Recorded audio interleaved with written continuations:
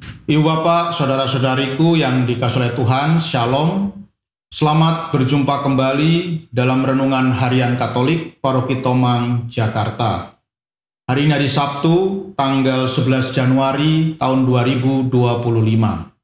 Tema renungan kita hari ini adalah hati yang damai. Ibu bapak, saudara-saudariku yang dikasihi oleh Tuhan, saya masih ingat ketika saya baru saja ditabiskan menjadi seorang imam oleh Bapak Uskup Malang yang kebetulan sekarang sudah almarhum. Setelah upacara pentahbisan, kami para Romo baru dikumpulkan di ruang tamu keuskupan, kantor keuskupan, dan ketika itu Bapak Uskup berkenan memberikan wejangan-wejangan atau nasihat-nasihat kepada kami. Dan salah satu wejangan yang saya ingat terus sampai hari ini adalah Bapak Uskup ini menasihati saya bahwa kalau nanti saya bekerja di sebuah paroki dan kemudian harus meninggalkan paroki yang lama dan pindah ke paroki yang baru, maka Romo Erik harus fokus dengan tugas-tugas di paroki yang baru dan jangan mengurusi atau ikut campur dengan paroki yang lama. Jadi kalau sudah dipindah ke paroki yang baru, fokuslah di situ, menjalankan tugas-tugas di paroki yang baru itu. Jangan lagi mencampuri pekerjaan Romo yang menggantikan Romo Erik di paroki yang lama, dan juga tidak perlu mengomentari pekerjaan atau tugas-tugas dari Romo yang menggantikan Romo Erik di paroki yang lama. Harus fokus supaya bekerja, fokus pada tugas-tugas di paroki yang baru. Dengan demikian, Romo Erik pasti akan memiliki hati yang tentram, hati yang damai dalam panggilan Romo Erik. Wejangan atau nasihat dari Bapak Uskup ini sungguh-sungguh saya ingat dan saya pegang teguh sampai hari ini. Dan memang betul, dengan menjalankan apa yang dinasihatkan oleh Bapak Uskup ini, maka saya tidak pernah risau, hati saya selalu damai, selalu tentram, dan saya tidak ambil pusing dengan paroki lama yang sudah saya tinggalkan. Saya mempercayakan paroki yang lama itu kepada Romo pengganti saya, dan saya tidak pernah tertarik untuk mengomentari atau mencampuri urusan Romo pengganti saya di paroki yang lama. Dan memang saya merasakan hati yang lepas bebas, hati yang damai, dan hati yang tentram. Maka ketika ada seorang bapak yang ngobrol-ngobrol dengan saya, kebetulan dia seorang pensiunan kepala sekolah SD, dia mengeluh kepada saya, Romo Erik, saya sudah pensiun dari pekerjaan saya sebagai seorang kepala sekolah SD, tapi saya sulit untuk tidur. Saya akhir-akhir ini setelah pensiun saya kesulitan untuk bisa tidur dengan nyenyak karena saya selalu kepikiran. Saya mendengar bahwa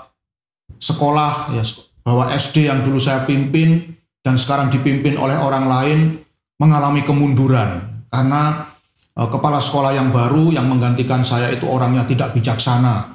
Dia tidak bisa menjalankan tugasnya sebagai kepala sekolah dengan baik. Jadi saya kepikiran terus, Romo Erik. Saya nggak mau SD yang sudah saya pimpin ini mundur dan kemudian kehilangan banyak muridnya. Jadi bagaimana ini, Romo, supaya saya bisa damai dan tentram? Maka berdasarkan pengalaman saya menasihati Bapak ini supaya Bapak kan sudah pensiun, sudah bukan kepala sekolah lagi. Nikmatilah masa pensiun itu dengan hati yang damai. Nikmatilah masa pensiun ini dengan hati yang gembira. Nggak usah lagi mikirin tempat kerja Bapak dulu ya, yang sekarang sudah dipimpin oleh orang lain ya. Nah, kalau Bapak terus memikirkan tempat kerja Bapak yang lama dan juga terus mengomentari pengganti Bapak dan bahkan mungkin ikut campur ya dengan memprovokasi guru-guru yang ada di sekolah itu supaya tidak taat kepada kepala sekolah pengganti Bapak, nanti Bapak sendiri yang akan kesulitan ya, Bapak sendiri yang akan mengalami kesusahan, hidup tidak tenang, hidup tidak damai. Ya sudah. Jadi kalau sekarang Bapak diberi kesempatan untuk pensiun oleh negara, ya sudah, nikmatilah masa pensiun itu dengan sebaik-baiknya ya. Dan ya puji Tuhan, Bapak ini mau mendengarkan nasihat saya.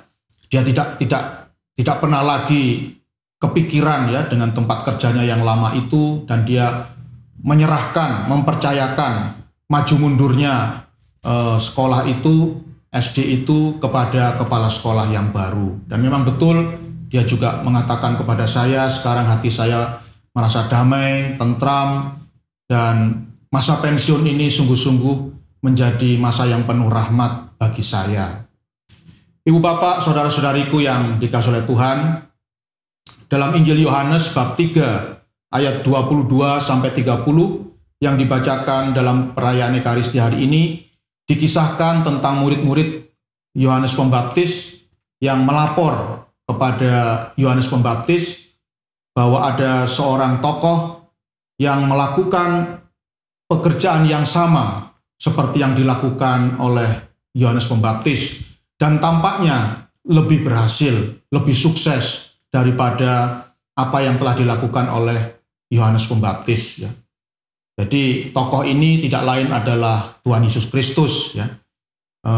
Tuhan Yesus melakukan hal yang sama seperti yang dilakukan oleh Yohanes Pembaptis.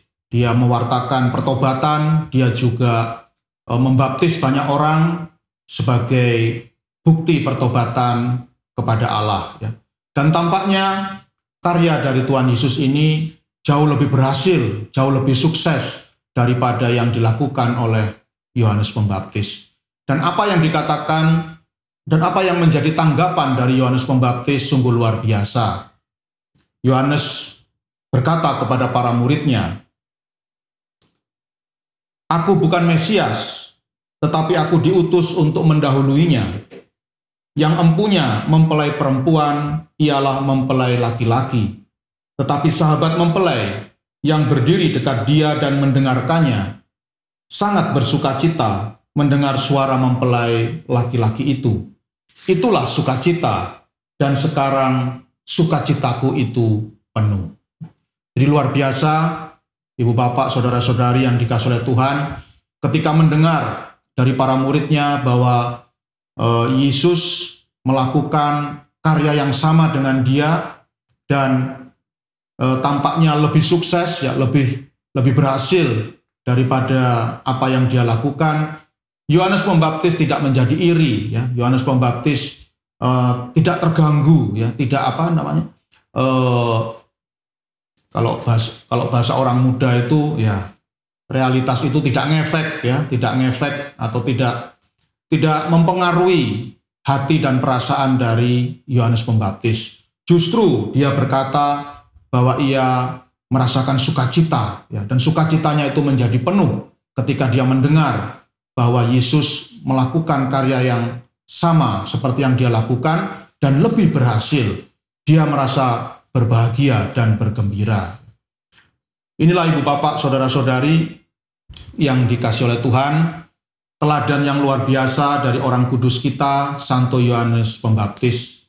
Marilah mungkin kita juga mengalami seperti yang dialami oleh Bapak tadi ya, dan juga seperti yang saya alami ya. Jadi kita semua mengalami mungkin pada suatu ketika, pada suatu saat kita bekerja di satu tempat, kemudian kita pindah ke tempat yang lain, dan kita melihat bahwa pengganti kita itu bekerja dengan sangat baik ya, lebih baik dari kita, atau bisa juga lebih buruk ya, lebih tidak karu-karuan daripada yang pernah kita lakukan.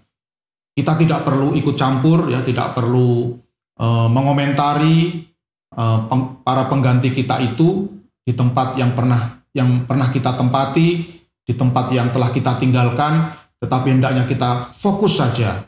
Kita fokus saja pada tugas-tugas kita di tempat yang baru, dan tidak perlu pikiran kita ini terganggu memikirkan situasi atau progres di tempat yang telah kita tinggalkan, di tempat yang lama.